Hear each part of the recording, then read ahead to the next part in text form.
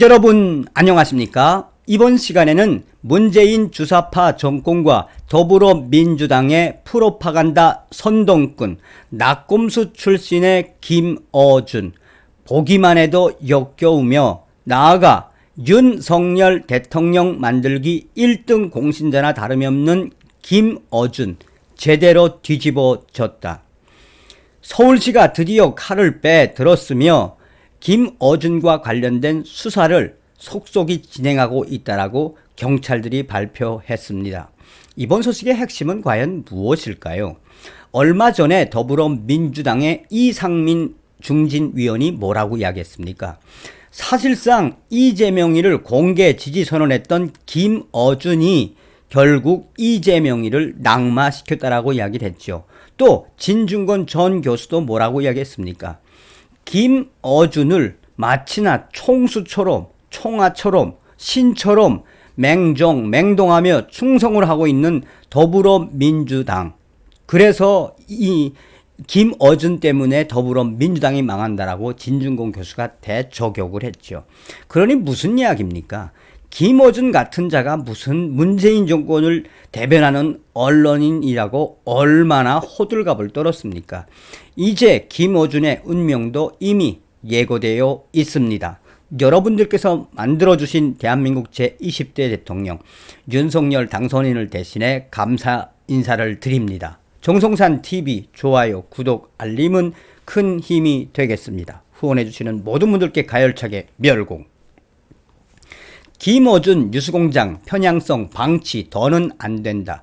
서울시 칼 빼들어. TBS 경영평가에 방송통신위원회 제재 반영. 직원 성과급 깎일 수도. 김어준 측 강하게 반대.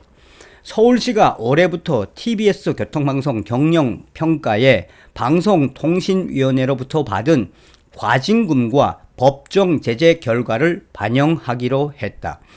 TBS는 경영평가가 직원 성과급과 직결되어 있어 경영 등급이 하락할 경우 직원들의 성과급이 줄어들며 나아가 급여의 50%까지 줄어들 전망이다.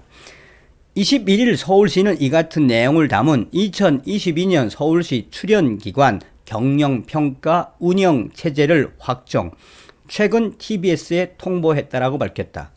추가된 지표는 지난해 성과를 평가하는 올해 경영평가부터 적용될 방침이다. 경영평가는 100점 만점으로 모든 평가 대상 기관에 적용하는 공통지표 50점, 기관별 사업 성과를 평가하는 사업지표 50점으로 구성된다. TBS에 적용되는 법정 제재 관련 지표는 사업지표에 2점으로 배점됐다. 제재 건수가 없을 때 2점 만점을 받을 수 있으며 법정 제재는 프로그램 정정, 수정, 중지, 관계자 징계, 경고, 주의 등을 뜻한다. 해당 지표는 총점에 미치는 영향이 크지 않지만 경우에 따라선 1점 차이가 성과급 지급률 25%에서 70%까지 차이가 날 수 있으며 많게는 직원들의 월급 50%까지 삭감할 수 있다. 서울시가 TBS 프로그램 김어준의 뉴스공장의 정치적 편향성 논란을 더 이상 방치하기 어렵다고 판단, 규제의 칼을 빼들고 나선 것이란 분석이 지배적이다. 서울시의 핵심 관계자는 이미 TBS 김어준의 뉴스공장은 그동안 방송통신위원회와 여러 시민단체들로부터 고소 고발을 당한 적이 있으며 경영평가에서는 최하위에 머물렀다며 사실상 서울시가 작심을 하고 TBS 직원들의 급여를 삭감하고 TBS 뉴스공장의 직원들에 대한 대대적인 이 구조조정, 나아가 이러한 현상은 한마디로 TBS 김어준의 뉴스공장을 공중분해시킨다는 것이 서울시 핵심 관계자의 이야기이다. 이에 대해 김어준은 본인의 이 소식에 대해 강하게 부정하며 이 TBS 뉴스 공장 관계자들과 서울시에 항의를 하고 있는 사태가 벌어졌다고 한다. 김어준의 뉴스공장을 딱 정저준해 칼을 빼든 것이라는 지적이 계속되고 있고, 또한 김어준의 뉴스공장 직원들을 향해서 월급을 많게는 70% 삭감하고, 또한 대대적인 성과급도 이 막을 예정이어서 사실상 김어준 본인의 항의는 서울시에 아무런 영향력을 미치지 못할 예정이다.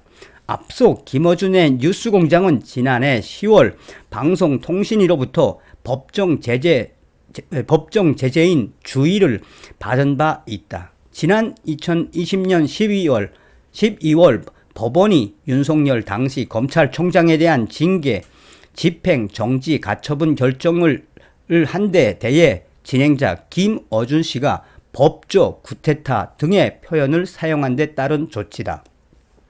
또 올해 대통령 선거를 앞두고 김어준 씨가 해당 프로그램에서 이재명 더불어민주당 대선 후보를 공개 지지하는 발언을 해 이달 18일 방송통신위원회의 선거방송심의위원회로부터 강력 경고를 받은 적이 있다.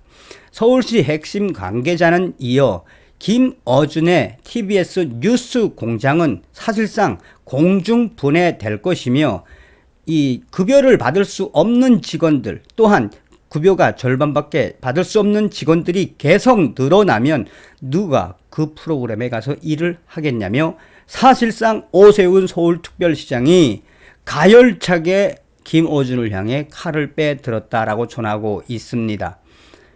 이 경찰들도 속속임 전하고 있죠. 이동재 전 기자 김어준 고소, 경찰 수사 착수 공식 발표.